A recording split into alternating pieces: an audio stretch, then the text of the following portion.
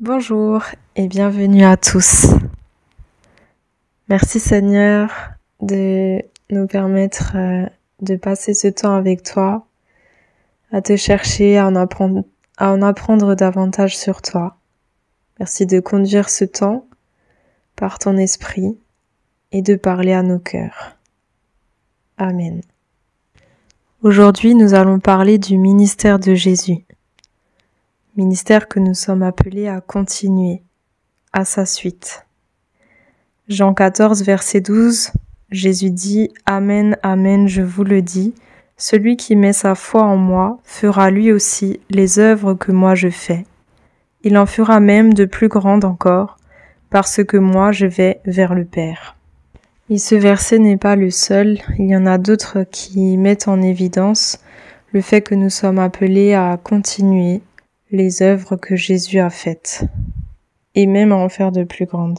Pour mieux comprendre le ministère de Jésus et aussi le sacrifice qui va avec, on va relire Luc 3, versets 21 et 22, puis une bonne partie de Luc 4. Donc Luc 3, verset 21. Quand tout le peuple reçut le baptême, Jésus aussi reçut le baptême. Et pendant qu'il priait, le ciel s'ouvrit, et l'Esprit Saint descendit sur lui sous une forme corporelle comme une colombe. Et il survint une voix du ciel, « Tu es mon Fils bien-aimé, c'est en toi que j'ai pris plaisir. » Donc là, on voit Jésus qui obéit à la volonté de son Père au travers du baptême d'eau. C'est Jean qui le baptise. Et on voit là que le Saint-Esprit descend sur Jésus comme une colombe et on entend la voix du Père qui dit que Jésus est son Fils bien-aimé, en qui il a pris plaisir. C'est-à-dire qu'il met en évidence à quel point Jésus vient de lui et fait exactement tout ce qu'il attend de lui. Et le baptême, c'est que la première étape, parce que dans Luc 4, on va voir ce qui est encore beaucoup plus important. Avant que Jésus ne commence son ministère, il a été mis à l'épreuve par le diable. Donc on va lire Luc 4 à partir du verset 1. Jésus, rempli d'Esprit Saint, revint du Jourdain et fut conduit par l'Esprit au désert, où il fut mis à l'épreuve par le diable pendant 40 jours. Il ne mangea rien durant ces jours-là, et quand ils furent achevés, il eut faim. Alors le diable lui dit, « Si tu es fils de Dieu, dis à cette pierre de devenir du pain. » Jésus lui répondit, « Il est écrit, l'être humain ne vivra pas de pain seulement. » Le diable le conduisit plus haut, lui montra en un instant tous les royaumes de la terre habités et lui dit, « Je te donnerai toute l'autorité et la gloire de ces royaumes, car elle m'a été livrée, et je la donne à qui je veux. Si donc tu te prosternes devant moi, elle sera toute à toi. » Jésus lui répondit, « Il est écrit, c'est devant le Seigneur ton Dieu que tu te prosterneras, et c'est à lui seul que tu rendras un culte. » Le diable le conduisit encore à Jérusalem, le plaça sur le haut du temple et lui dit, « Si tu es fils de Dieu, jette-toi d'ici en bas, car il est écrit, il donnera à ses anges des ordres à ton sujet afin qu'ils te gardent, et ils te porteront sur leurs mains de peur que ton pied ne heurte une pierre. » Jésus lui répondit, « Il est dit, tu ne provoqueras pas le Seigneur ton Dieu. » Après avoir achevé de le mettre à l'épreuve, le diable s'éloigna de lui pour un temps. Jésus retourna en Galilée avec la puissance de l'Esprit. Le bruit s'en répandit dans toute la région. Il enseignait dans les synagogues, et il était glorifié par tous. Il vint à Nazareth, où il avait été élevé, et il se rendit à la synagogue selon sa coutume, le jour du sabbat. Il se leva pour faire la lecture, et on lui remit le livre du prophète Ésaïe. Il déroula le livre, et trouva le passage où il était écrit « L'Esprit du Seigneur est sur moi, parce qu'il m'a conféré l'onction, pour apporter la bonne nouvelle aux pauvres. Il m'a envoyé pour proclamer aux captifs la délivrance, et aux aveugles le retour à la vue, pour renvoyer libres les opprimés, pour proclamer une année d'accueil de la part du Seigneur. » Puis il roula le livre, le rendit aux servants, et s'assit. Les yeux de tous dans la synagogue étaient fixés sur lui. Alors il se mit à leur dire, « Aujourd'hui, cette écriture que vous venez d'entendre est accomplie. » Je vais juste sauter quelques versets. On poursuit Luc 4, 31. Il descendit à Capharnaüm, ville de la Galilée. Il enseignait le jour du sabbat. Ils étaient ébahis de son enseignement, car sa parole avait de l'autorité. Il se trouvait dans la synagogue un homme qui avait un esprit de démon impur, et qui cria « Eh, pourquoi te mêles-tu de nos affaires, Jésus de Nazareth? Es-tu venu pour notre perte? Je sais bien qui tu es, le Saint de Dieu. » Jésus le rabroua en disant « Tais-toi et sors de cet homme. » Le démon jeta l'homme à terre au milieu de l'assemblée et sortit de lui, sans lui faire aucun mal. Tous furent saisis d'effroi.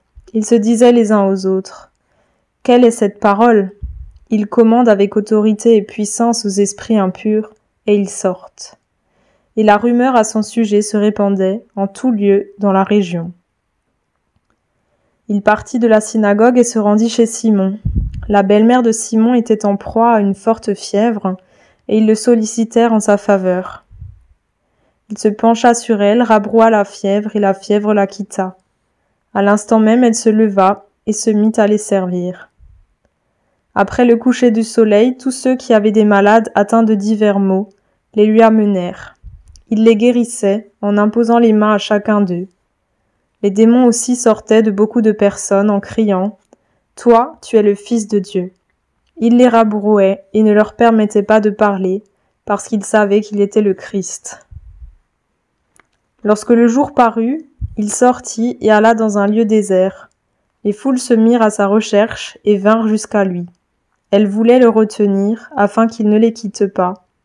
Mais il leur dit « Il faut aussi que j'annonce aux autres villes la bonne nouvelle du règne de Dieu, car c'est pour cela que j'ai été envoyé. » Et il proclamait le message dans les synagogues de la Judée. On voit là que Jésus était rempli du Saint-Esprit, et que c'est le Saint-Esprit qui a conduit Jésus dans le désert, où il a été mis à l'épreuve par le diable. Donc, les temps d'épreuve, les temps de mise à l'épreuve, sont en réalité des temps de formation, des temps où on est façonné toujours plus à l'image de Jésus, dans le but d'être trouvé fidèle et d'être finalement revêtu de la puissance de l'Esprit, comme Jésus, lorsqu'il a été victorieux dans l'épreuve.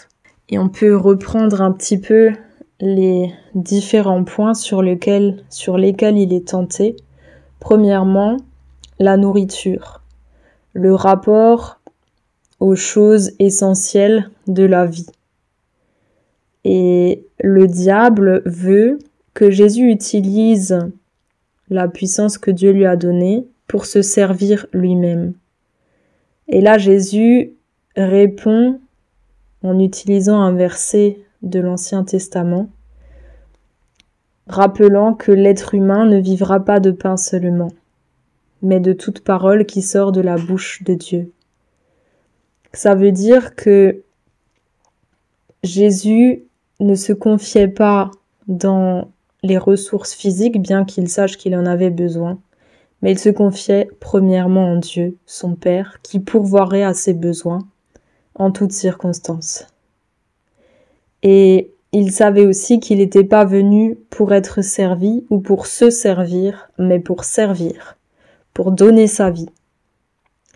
Donc là, la première épreuve, c'est notre attachement aux choses de ce monde, dans le sens aux ressources, aux éléments de la vie quotidienne, de la vie courante. Qu'on puisse vraiment se confier en Dieu pour cela. Deuxième épreuve, c'est celle de la richesse et de l'autorité. C'est-à-dire, le diable propose à Jésus de lui donner autorité et gloire. Et en échange, il lui demande de se prosterner devant lui. Et là, Jésus refuse et il redonne un verset pour rappeler à Satan qu'il est hors de question de se prosterner devant qui que ce soit d'autre que le Seigneur Dieu. De rendre un culte à Dieu seul. Donc là, c'est cette tentation de rechercher la gloire, de rechercher le pouvoir, l'autorité, d'être vu, d'être connu, d'être apprécié dans ce monde. Et Jésus refuse tout cela. Il refuse aussi et surtout de se soumettre à qui que ce soit d'autre qu'à son Père. Et le dernier point, c'est ne pas tenter Dieu. Et là, le diable, il veut forcer Jésus à se mettre en danger pour prouver que Dieu est bien là pour le protéger. Et c'est pas parce que il est effectivement écrit que Dieu donnera à ses anges des ordres à notre sujet afin qu'ils nous gardent. Et les anges nous porteront sur leurs mains de peur que nos pieds ne heurtent une pierre, c'est une réalité. Mais le contexte dans lequel cela s'applique, c'est lorsque nous sommes menacés par des circonstances ou des ennemis, mais des choses dans lesquelles nous ne nous sommes pas nous-mêmes jetés. Et c'est là où Jésus dit « Tu ne provoqueras pas le Seigneur ton Dieu ». C'est-à-dire que bien sûr que Dieu est là pour nous protéger, pour venir à notre secours, mais il ne s'agit pas de nous mettre nous-mêmes en danger, nous-mêmes en détresse, pour prouver que Dieu est bien là pour nous secourir. C'est un peu comme de décider de boire du poison pour tester la parole qui dit que si on boit un venin mortel, nous serons protégés, préservés. Non, il s'agit vraiment d'être raisonnable et de ne pas nous mettre en danger, de préserver nos vies selon ce que nous connaissons, selon notre conscience, et d'avoir aussi cette assurance, cette paix que Dieu nous protégera pour ce que nous n'avons pas connu, pour les choses dont nous n'avons pas eu conscience, pour les circonstances qui nous surprendront sur la route. Mais il ne s'agit pas de se mettre dans des circonstances difficiles. Après, forcément, dans notre marche avec Jésus, il y a des moments où on va faire des erreurs. Et parfois, c'est de notre faute si on se met dans certaines circonstances qui sont défavorables pour nous. Mais il y a quand même la grâce et Dieu regarde au cœur. Donc, si on est sincère et si on se repent, eh bien, il nous fera grâce et il nous protégera par-dessus tout. Mais là, il s'agit vraiment de forcer les choses. Donc là, on voit 3 points sur lesquels Satan va nous tenter, comme il a tenté Jésus. Premièrement, notre rapport aux ressources essentielles sur cette terre, à la nourriture, à tout ce qui est de l'ordre du besoin primaire. Ensuite, la richesse, la gloire, le statut, la position, la notoriété. Et enfin, la sécurité. Et tant que nous n'aurons pas acquis une pleine obéissance et une pleine confiance en Dieu pour ces choses-là, il sera difficile pour nous d'être revêtus de la puissance dont Dieu veut nous revêtir pour accomplir la mission à laquelle il nous appelle. Parce que si Jésus n'avait pas résisté à Satan dans ces épreuves-là, certainement que, revêtu de puissance, il aurait par la suite voulu se servir lui-même, tirer bénéfice pour ses besoins primaires en utilisant l'autorité que Dieu lui a donnée pour ses propres besoins. Ou alors, rechercher la gloire, rechercher à s'attribuer toute la gloire et tomber dans l'orgueil. Et enfin, la sécurité. Dieu me protège, mais c'est pas parce qu'il me protège que je peux ou que je dois faire n'importe quoi, me mettre en danger. Et là, pareil, impossible d'accomplir la mission qui était prévue si Jésus se mettait lui-même en danger par ses décisions. Merci Père de nous avoir éclairés sur ces choses-là qui font partie de l'œuvre que tu veux faire en nous pour nous préparer. Parce que de sorte à ce que tu puisses nous utiliser pour faire avancer ton royaume dans ce monde. Aide-nous vraiment à être trouvés fidèles dans l'épreuve. Donne-nous aussi de nous réjouir dans les temps d'épreuve que nous passons, sachant que ces épreuves que tu permets, c'est pour nous former, pour nous façonner toujours plus à l'image de Jésus et nous rendre capables d'accomplir la mission que tu as prévu d'accomplir au travers de nous.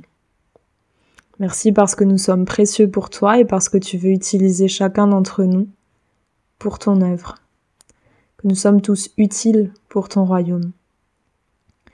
Aide-nous vraiment à être trouvés fidèles dans chacune de ces épreuves.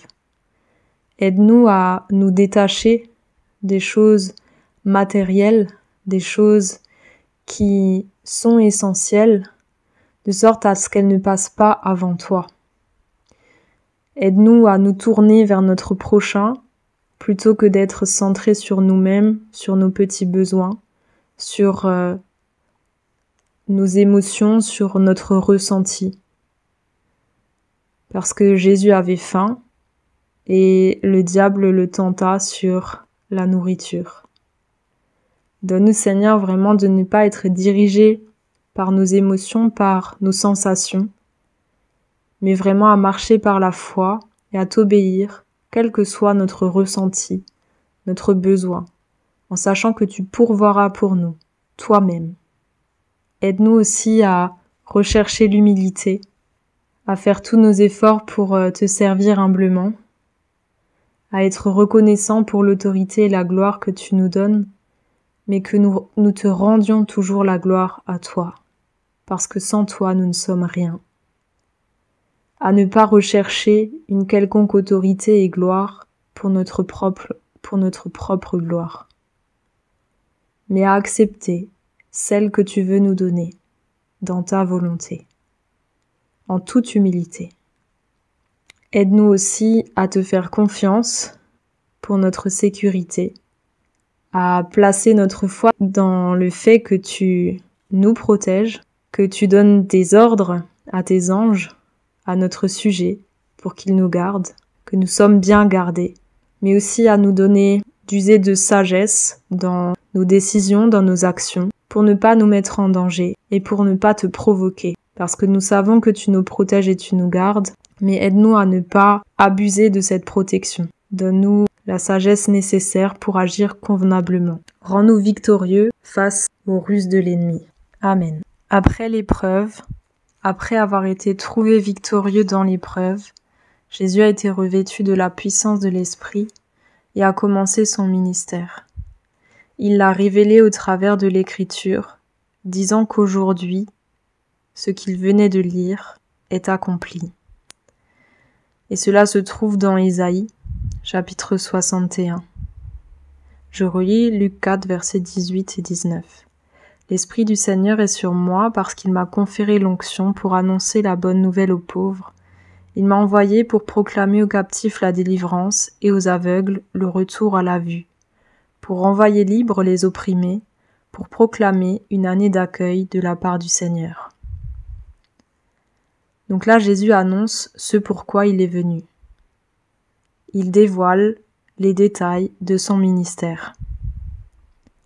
Et pour nous sommes appelés à poursuivre cette œuvre à sa suite. Être oint pour annoncer la bonne nouvelle aux pauvres. Être envoyé pour proclamer aux captifs la délivrance, aux aveugles le retour à la vue. Être oint pour renvoyer libres les opprimés et pour proclamer une année d'accueil de la part du Seigneur. Et un peu plus loin, on voit les conséquences. Jésus enseignait avec autorité. Sa parole avait de l'autorité. Ça veut dire que ce n'était pas juste un enseignement plein de sagesse, mais c'était aussi un enseignement plein de puissance. Un enseignement qui chamboule les choses, un enseignement qui transforme les vies, et aussi qui s'accompagne d'un accomplissement de ce qui est annoncé. Il proclame aux captifs la délivrance, les esprits mauvais sont mis en lumière et chassés. Ceux qu'ils opprimaient sont libres.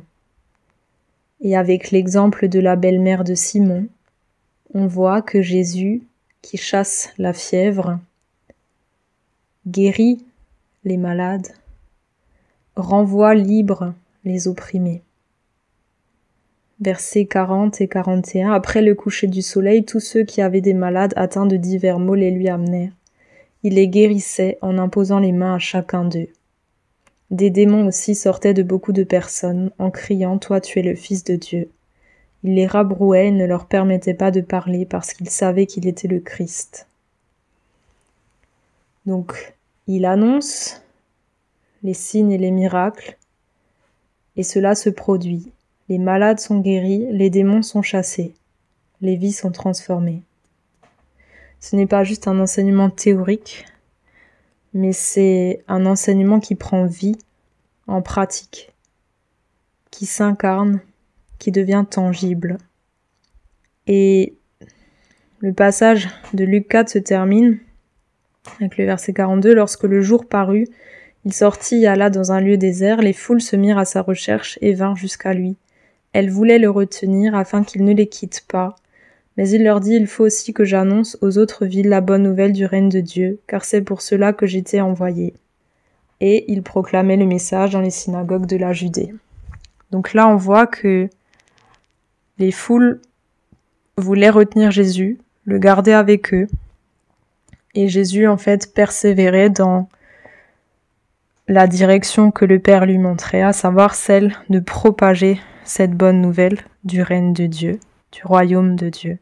Et cela nécessitait forcément de bouger, de se déplacer, d'aller, de ne pas rester là où certains veulent que nous restions, mais d'aller véritablement là où le Père nous appelle, pour que le plus grand nombre puisse entendre cette bonne nouvelle et être au bénéfice de la puissance de Dieu à l'œuvre dans nos vies.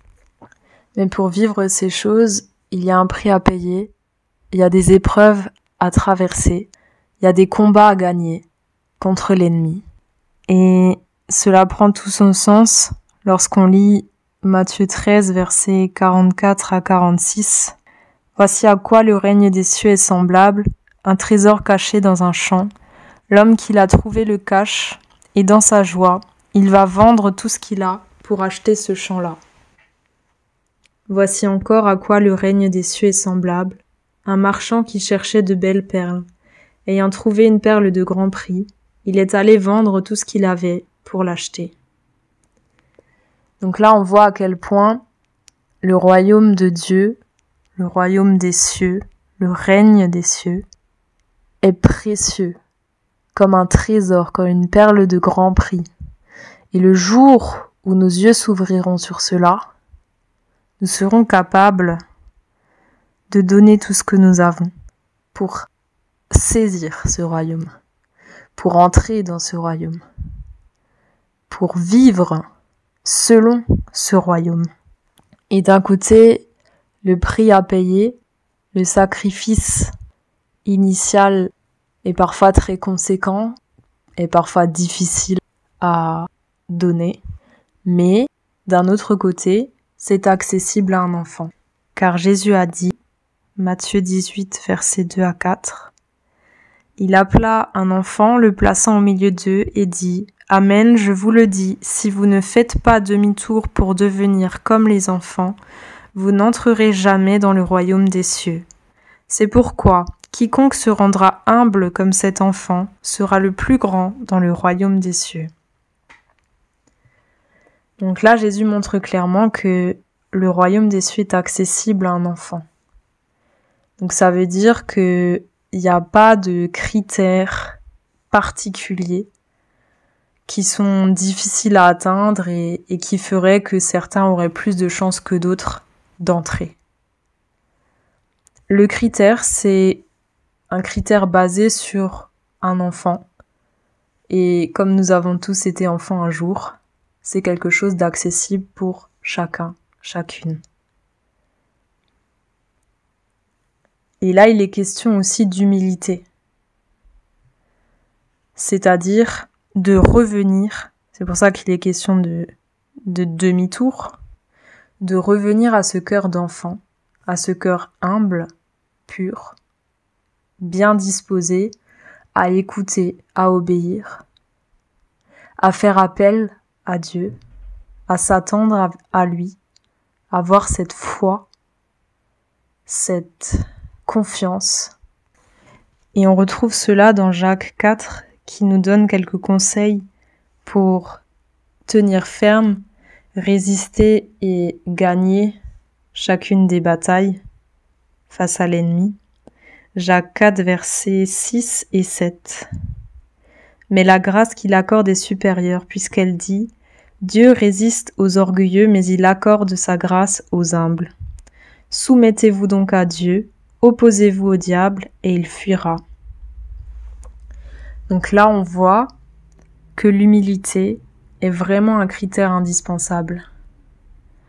Que d'être humble nous donne accès à Dieu et accès à sa grâce.